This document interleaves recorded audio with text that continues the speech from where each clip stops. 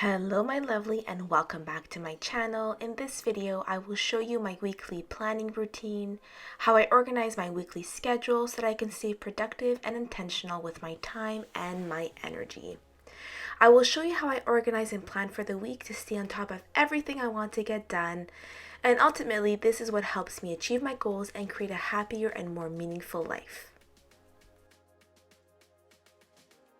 So as you can see, I love using a bullet journal, and if you follow me on Instagram, then I share with you pictures of my bullet journal because I find that it's a fun way to approach planning because I can use not only my creativity and make my weekly spreads look pretty, but it also helps me stay organized in a more intentional way. Now, keep in mind that I don't always make my weekly spreads look pretty. I only do it if I have time and energy, but sometimes it just does look very basic because it's not about creating more pressure on myself, but being more mindful about how I spend my time and my energy. What I find with my bullet journal is that it helps me have a visual reminder also of what I've accomplished throughout the week so that I can feel more fulfilled at the end of the week to see everything that I've gotten done and everything that I've accomplished throughout the week. So I'm going to share with you the step-by-step process that I follow to plan my weekly schedule. The first thing that I always do is to review my monthly goals so that I know what I need to be focusing on this week and what I need to make time for. Some things like my physical and emotional well-being are non-negotiables every single day, every single week, and I always make sure to schedule it in. So step one, the first thing that I do is to organize my health goals and I plan for the week. I plan out my workouts for the week because I know that when it's scheduled, when I know what days I'm going to work out, it increases the chances of it actually happening. And I want to make sure that I have the emotional and physical energy to achieve my goals. And I know that to do that, I need to take care of my body first. I also write down meal ideas and foods I need to be eating based on my cycle. This is a naturopathic approach to my health that has been working for me for years. I can talk about that in a different video if you're interested, so let me know in the comments below if that is something you'd like me to talk about.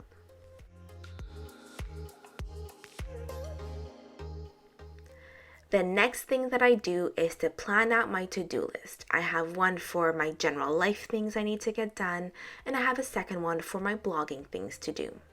And what I do is I look back at the previous week to see what I need to carry over, if there's anything I didn't quite finish that I need to make sure that I get done this week. And I always make sure to break down the tasks as simple as possible so that as I accomplish them, I can cross them out so that I can feel more fulfilled and I can continue to self-motivate myself that I am moving forward. So the more simple I keep my tasks, the easier it becomes to manage my days and my schedule to stay organized. That way, if one day I don't have enough time to do everything, at least I know if I did one little thing, I know that that one little step will get me closer to accomplishing my goals and my tasks for the week. So now that I have my to-do list for the week, I have an idea of what workouts I need to get done on which day. I now map out my week. What that means is that I take a look at my week and I plug in things that are already scheduled. For example, if there are days that I'm going into the office or if I have meetings, I make sure to write out which days I have already something scheduled. Because when I have a visual of what my week looks like, it becomes a lot easier to figure out on what days I am busier and on what days I have a bit more time. That way, when I look at my to-do list, I know what days I have more time and more energy to do things. For example, on days that I go to the office, I know that by the time I get home, I work out and I eat dinner. I don't have a lot of time or energy to get much done. So I make sure that those evenings I schedule in things that are a lot easier to accomplish and I don't schedule in as much tasks to get done to make sure that I'm prioritizing my mental and physical well-being. Something else that I make sure to do when I map out my week is that I make sure to include downtime and schedule a pamper night every single week so that I'm very intentional and mindful with my self-care. You have to keep in mind that it's important to stay organized and to stay on top of everything, but at the end of the day, if you don't take care of yourself first, you will run out of emotional and physical energy to keep going.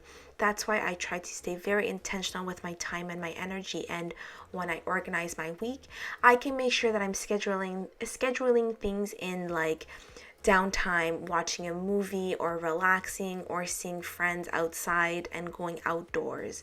So make sure that in your schedule you do allow some flexibility to move things around, to allow for some playtime, to allow for some fun time, and to allow for, obviously, for self-care, and to not be too rigid with your schedule either. And that's how I plan my weekly schedule. It's something that I schedule in every single Sunday, that I sit down with my bullet journal, a nice cup of tea, and I plan out my week. It's also a time for me to tune out and do something creative with my bullet journal. And if you have any specific questions about bullet journaling or about planning and organizing, make sure to leave a question in the comments below, or follow me on Instagram, because I try to share more planning and organizing tips there as well. What I want you to take away from this video, though, is to remember that your time and your energy are precious, and you have to make sure that you're very intentional with how you spend them.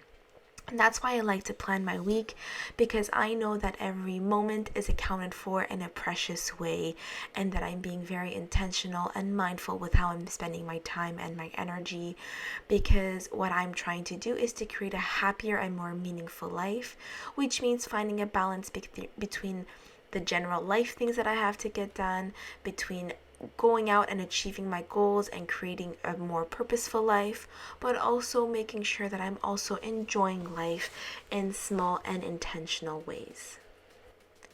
If you're ready to also change your life, but you feel overwhelmed because you don't know where to start, and there's so many things that you feel like you need to be doing, like journaling and meditation and yoga, and there's just so many things thrown at you, then make sure to join my challenge, my 30-day challenge that's starting November 1st. And I guide you through step by step how to change your life one step at a time. I wanted to make it a lot less overwhelming for you to understand that every small thing, every small change that you make in your daily routine, in your habits, will accumulate and will ultimately help you transform yourself, so that you can transform your life and create a happier, more meaningful, and more intentional life. I will teach you things like journaling, how to create a morning routine, how to maintain a healthy habit.